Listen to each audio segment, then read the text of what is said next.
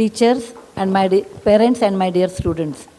It gives me enormous joy for me to come to school than any other place for various reasons. A, I am a granddaughter of a school teacher. B, I am a daughter of a professor. C, I am the daughter-in-law of a school teacher. D, I myself I am a teacher.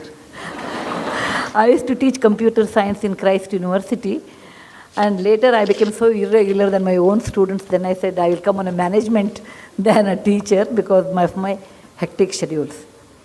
Children give me enormous joy because they are innocent. And this is the first time I am addressing any school in Bombay. I have not addressed any school in Bombay. I have come only for the...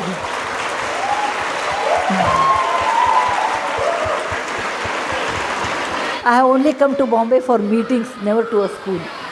So when there was an urgent meeting came down today evening, I have a 7 o'clock meeting, then I thought, why can't I come little early? Anyway, I waste half a day in Bangalore traffic reaching airport. I rather leave at 5 in the morning, reach Bombay at 8:30 so that I can have a session with the students, and then I opted for this.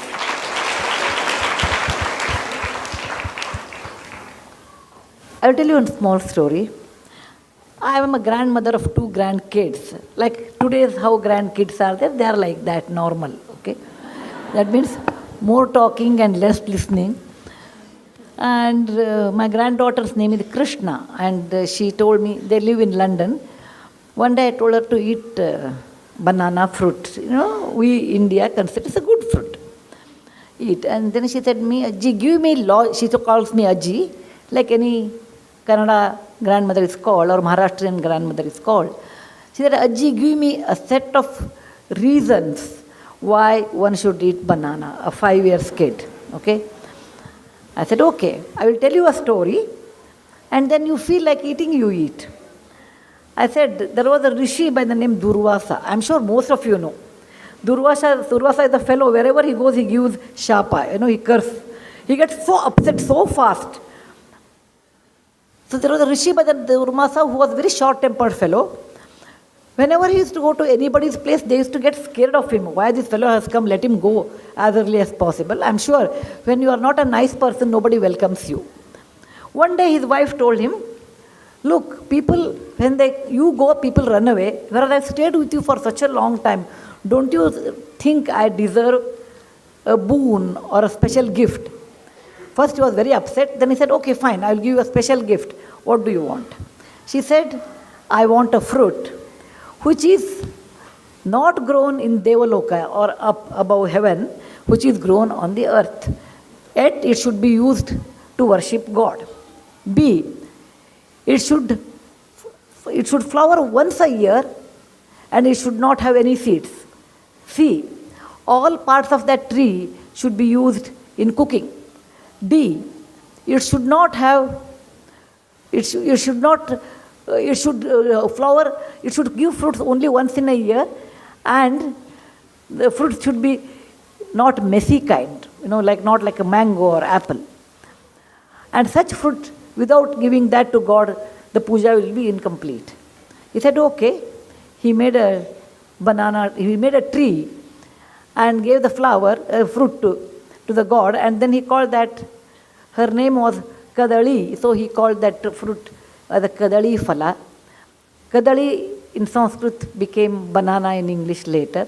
So whatever banana tree you see, that is the intelligence of a woman who told her husband the kind of fruit which is easy to eat, whose leaves are used for eating, whose bark is in the stem is used in cooking, whose flower is used in a cooking, which flowers once a year, and there are no seeds. So I told, it's such a great fruit on the earth. If you don't want to eat Krishna, you don't have to eat. But only learned people eat this one. Suddenly Krishna became upset. No, I want to be a learned person, and took the banana and ate. What I'm telling you is, though every generation, it's really wrong to tell that our generation has a lot more stress. That is totally wrong. Parents, please remove it from your head in case you have such things.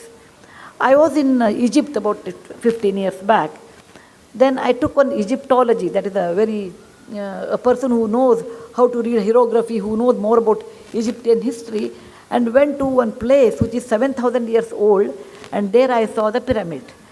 Inside the pyramid there was hieroglyphy, so I asked that fellow, what it is written here, you tell me.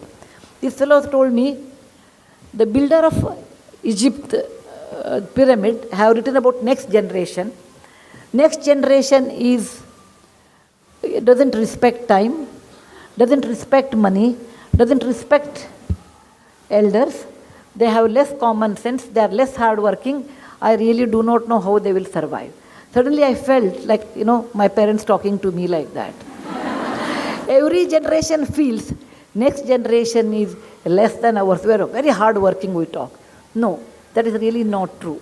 Every generation has their own plus and minus, some totally same. Any mathematics teacher or any students who love mathematics will appreciate this. What is 1 by 2? Half.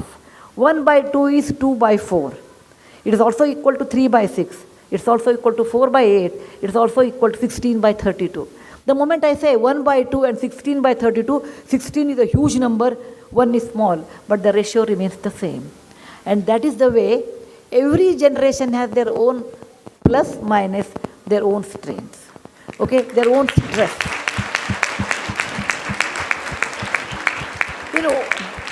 In olden days, how parents were worried, I know. I have seen my great-grandmother, my grandmother, my mother and me, and my daughter, 6, 7 generations I have seen. They were always worried about disease because there was no antibiotic in those days. If the child gets fever, the mother would have been panicked. Today you go to a pediatrician. In those days it was not there. Next generation I have seen there was no connectivity. Coming to Bombay is once in lifetime, particularly from people from Karnataka. Every generation undergoes a different stress, but they do undergo stress. Now coming to this topic, they told me that you have to address parents. I said I wanted to address students actually, but if parents are interested, I can. But students may get bored. I want to tell something to students and then I will address parents. Students, you should understand one thing. When you are in school, somebody looks after you. Your teacher, your parents look after you. They will tell you some good words and you really get bored. When they start sermon, your mind goes away somewhere.